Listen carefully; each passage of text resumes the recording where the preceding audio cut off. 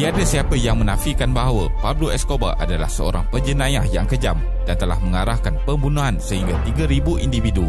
Namun di daerah asalnya, Medellin, Escobar masih dianggap sebagai hero atau digelar sebagai Robin Hood kerana banyak membantu masyarakat setempat yang miskin. Apa yang membezakan Escobar dengan penjenayah lain adalah kerana kekejamannya yang tiada batas, mempunyai cita-citanya yang sangat tinggi dan sanggup melakukan sesuatu yang di luar jagaan musuh. Akibatnya, perang selama sedekad berlaku antara kumpulan dadah diketuai Escobar dan kerajaan Colombia dengan campur tangan oleh Amerika Syarikat.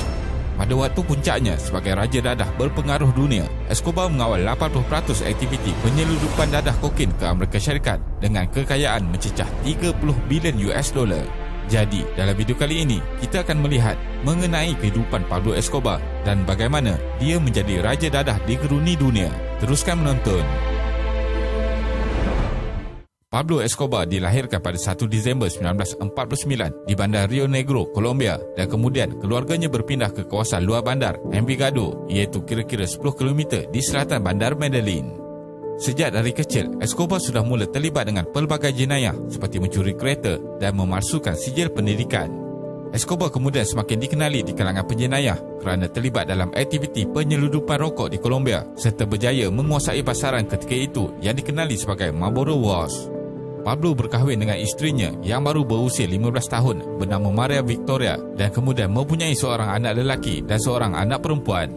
Pablo Escobar dianggap sebagai pemilik perniagaan yang berkarisma dengan memulakan kartel dadah Medellin dengan dibantu oleh sepupunya, Gustavo, yang dianggap otak kepada kumpulan itu kerana menguruskan perjalanan dan pengangkutan bagi penyeludupan dadah.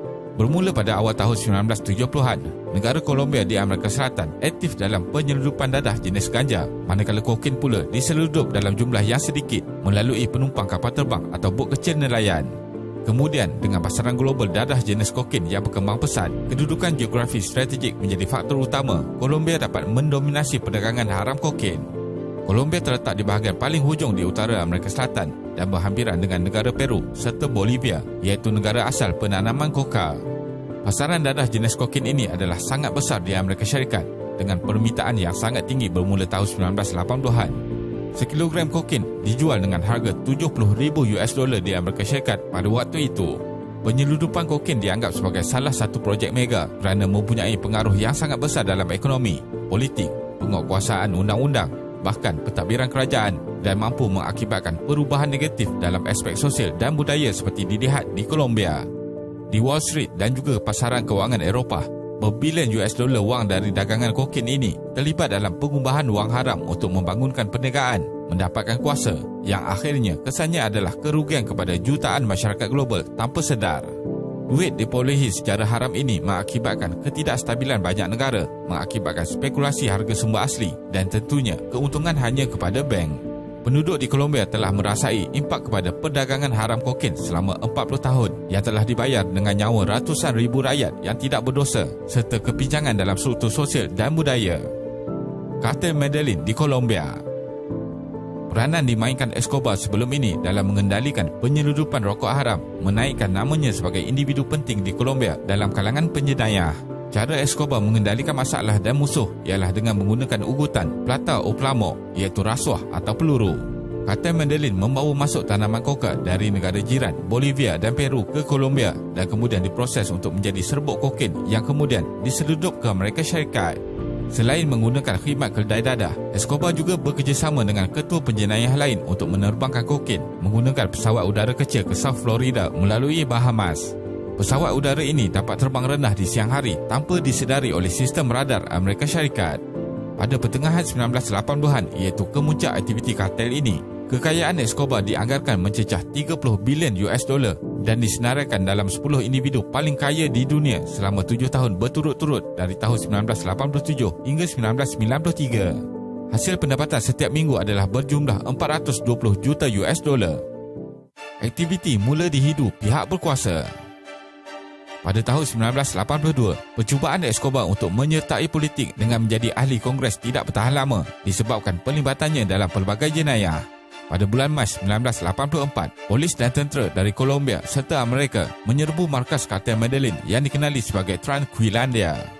Ia merupakan sebuah kompleks yang sangat luas di dalam hutan dan mempunyai beberapa buah makmal, pemprosesan dadah, lapangan udara dan simpanan kokain bernilai berbilion dolar. Presiden Amerika Syarikat ketika itu, Ronald Reagan juga mula meluluskan perbelanjaan besar bagi agensi DEA membuat operasi menangkap pengedar dadah. Polis dan tentera berjaya memusnahkan markas milik kartel Medellin ini bersama 13.8 tan metrik kokain. Ahli utama kartel juga berjaya ditahan dan diekstradisi ke Amerika Syarikat untuk menjalani hukuman.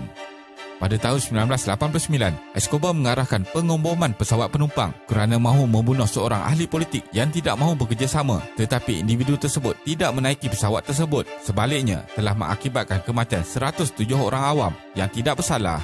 Pada tahun 1990-an, Escobar mula menjadi lebih kejam kerana kerajaan Colombia mula serius mahu mendakwa jenayah yang dilakukannya.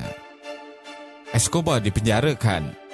Pada tahun 1991, selepas banyak rundingan dilakukan oleh pihak kerajaan Colombia, Escobar akhirnya bersetuju untuk menyerah diri dengan syarat tuduhan jenayahnya diringankan dan Escobar bersama ahli kartel dipenjarakan di tempat yang dipilihnya sendiri yang dinamakan La Catedral. Escobar juga membuat rundingan dengan kerajaan Colombia bagi mengelakkan dirinya diekstradisi ke Amerika Syarikat. Escobar memilih arkitek sendiri untuk mengubah suai sebuah bangunan pusat rehabilitasi dadah kepada sebuah kediaman di Envigado yang sangat selesa baginya menjalani tempoh tahanan selama beberapa tahun. Pengawal dan pegawai penjara juga dipilih dari penyokongnya dan penjara ini lengkap dengan sistem komunikasi rahsia bagi membolehkan Escobar sentiasa memantau umpayanya untuk terus beroperasi. Selepas 13 bulan dalam tahanan, Escobar dan ahli kartel lain yang ditahan bersamanya melarikan diri selepas kerajaan Colombia membuat keputusan untuk memindahkan mereka ke penjara tentera dan terdapat cubaan dari kartel Cali yang ingin membunuhnya. Pemburuan dan pembunuhan Escobar. Apa yang paling mahu dielakkan oleh Escobar ialah diekstradisi ke Amerika Syarikat dan menjalani hukuman di negara tersebut dan dia lebih sanggup mati di penjara Colombia. Kejayaan Escobar melarikan diri menunjukkan bahawa semua aspek politik, perundangan dan ketenteraan di Colombia telah dikawal oleh kartel Medellin. Selama hampir 20 tahun, Raja Dadah Escobar dianggap tidak dapat disentuh dan dicabar oleh mana-mana pihak. Akan tetapi, pihak berkuasa mengetahui bahawa Escobar sangat menyayangi keluarganya. Pihak Amerika Syarikat mula memberi tekanan supaya kerajaan Colombia mengambil serius atas jenayah yang dilakukan oleh Escobar dengan hukuman setimpal dan bukan sekadar lakonan semata-mata. Setelah berjaya memboloskan diri dari tahanan, Escobar kemudian diburu semula oleh kerajaan Colombia dan pihak berkuasa Amerika Syarikat. Escobar yang menyedari bahaya yang akan menimpa keluarganya, merancang menerbangkan keluarganya keluar dari Colombia pada 26 November 1993. Akan tetapi ditangkap oleh pihak berkuasa Colombia dan diletakkan dalam pengawasan ketat. Pada 2 Disember selepas hari jadinya yang ke-44, Escobar membuat panggilan telefon kepada anaknya pada tengah hari dan pihak berkuasa telah berjaya mengenal pasti lokasi sebenar kedudukan Escobar melalui signal telefon dan menyerbu tempat persembunyiannya. Tembak-menembak berlaku antara pihak polis dan pengawal peribadi Escobar dan Escobar melarikan diri keluar melalui tingkap ke bumbung sebelum ditembak di kepala. Kesimpulannya, cara Pablo Escobar mengetuai kartel dadah menjadi permulaan betapa kejam dan ganasnya kartel dadah sehingga hari ini.